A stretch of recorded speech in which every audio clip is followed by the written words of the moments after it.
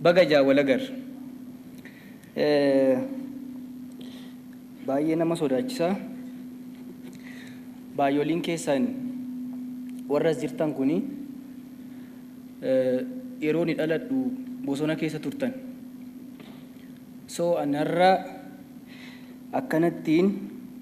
qabsoo keessaniin guddadhee wareegama isin baaftaniin jiraadhee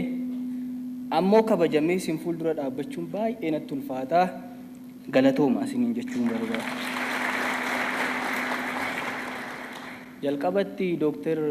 Asfaawufaa waa jalqabanii turan yaa guddicha guddaa baatuu kan jedhu walaloo kana eebila 15 bara 2017 halkan walakkaan barreesse mee xiqqoo isheen duraa isiniif dubbisa. Yaa guddicha guddaa baatuu yaa sagalma dhugaaf kaatuu jooraa biyyaa anaa nyaatu imalaa karaa sodaachisaa yabbaa madaaf godaannisaa baataa waadaa abboof aayyoo miila xiiqii miila kaayyoo ijaan arguuf bakka seenaa faana keetiin laga ceenaa gaafa ongee gaafa qorraa barruu keetiin gaara korraa daandii dheeraa boraaf gannaa ati jirtaaf tarkaanfannaa ilkee qoraattii qara gobaa waraanamtee dhiiga cobaa inuma deemta ga'uuf galmaa bakka xiiqii bakka qalmaa bakka dheebuu barakumaa bakka faajjii bakka gumaa dabqillee sirraa coccobu ushururuun sin sossobu qullaa taatus abadaartee sin naaffistu diinna baartee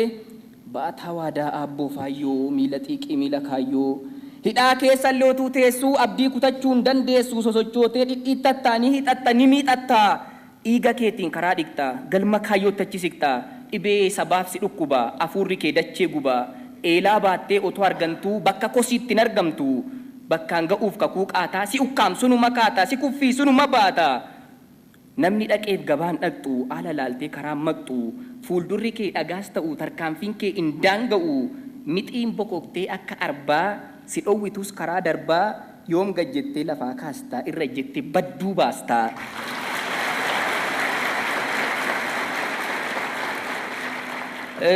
Kitaabni kun miila kaayyoo jedhama mata dureen isaa bitachuu yoo barbaaddan ana bira argachuu hin dandeessu. Isa afe isinumti dubbisaa amma gara walaloo koo isin dabarsaa. Walaloon amma isiniif dubbisuuf jedhu kana sagantaa gaddaafan qopheessee garuu sagantaan jajjabni waan turee fi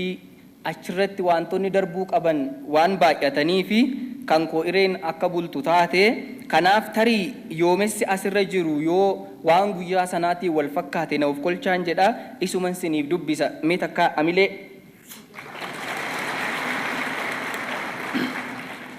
Akkas goonee bira teenya gaa jette maraatuun mana gubdee.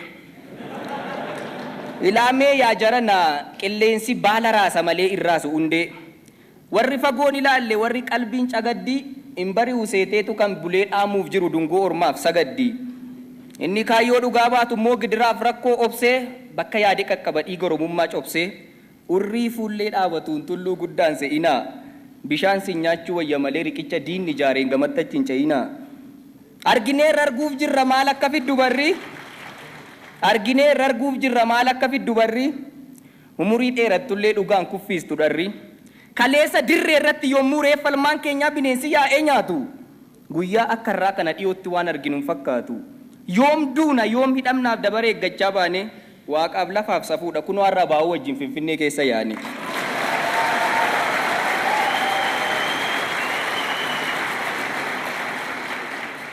Yaa lammii koo yaa warra wajjin duunee yaa warra wajjin cabnee yaa warra otuu qabnu waan baay'ee wajjin dhabnee yaa warra gabrummaa jibba gidirfamuu filannee yaa warra lafee keenyaan daandii dhugaa cirannee lammii koo gaafa xiiqii lammii gaafa mararree baga guyyaan kun dhufte baga jaawwal agarree. Guyyattiin har'aa kun kan utaallee gammannu araabaa Oromoo baanne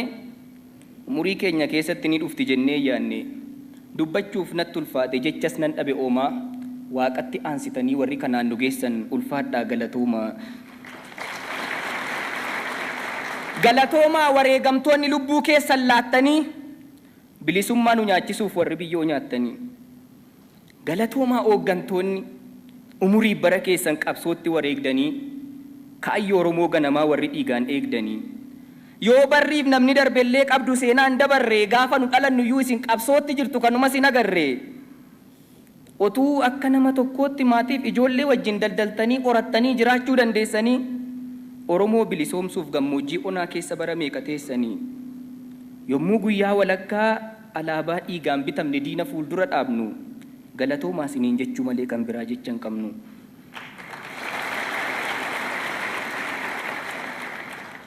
Galatoomi yaa woboo leenca daggalaa goonni injifachuu ba'e duruu injifatee gala waan nyaattee dhugdu dhabdee yoo bultellee agabuu in sodaanne hin baqanne warra reef humna qabu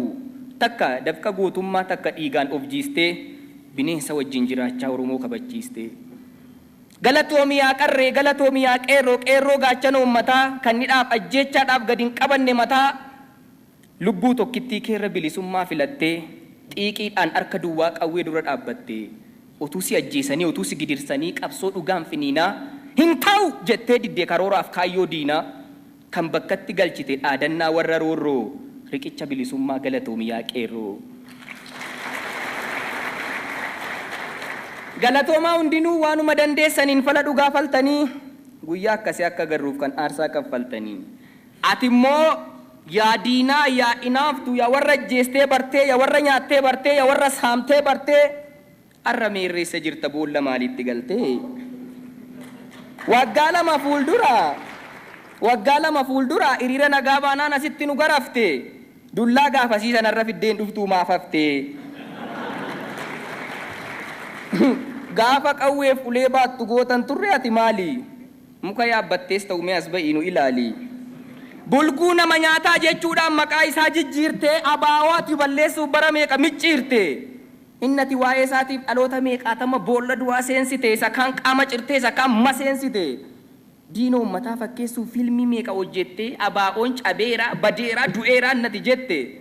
innati abjuu keetiin saanduqaan martee keesse boolla walakkaa innoo kunoo as jira mee kottuu laali takkaa.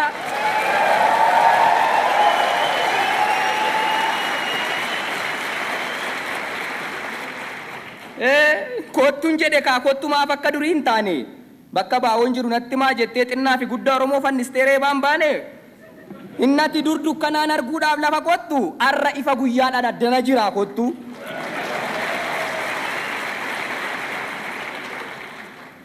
Dhibbaa fi kumaatamaan otuu hiriirtee yaatu taankii fi matarayyasiis otuu hidhattee baattu alaala dhaabachuudhaan dhaquu sodaattee biraa wobooti bosona isaa abiddaan gubaa turtes kunoo biyyuma isaa jira. Yoo barbaadde karaa mirgaa barbaaddes karaa bitaa callisii magabbayi amma akkuma gabbaatiin abaawoo margita shira lafa jalaatiin dhaabitti nu gurgurtee atillee finfinnee keenya maaster pilaanii keetiin nurraa fudhachuuf turte cooba dhiigaaf lubbuudhaan daangaa biyya isaa eegee intaan egaa maal gootaa Oromoon koo xiiqiidhaan of kennee of wareegee arras warri mataan si dhukkubu warri garaan si wokokumeetti yaadi yaatiru dhimma finfinnee irratti si'achi qoosaan tokko Oromoo bira hin jiru.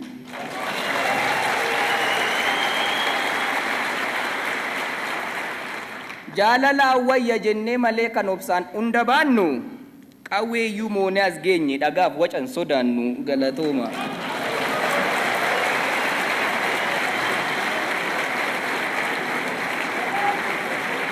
Walee lataa kanayii dhaabadhaa naasifadhaa maaloo.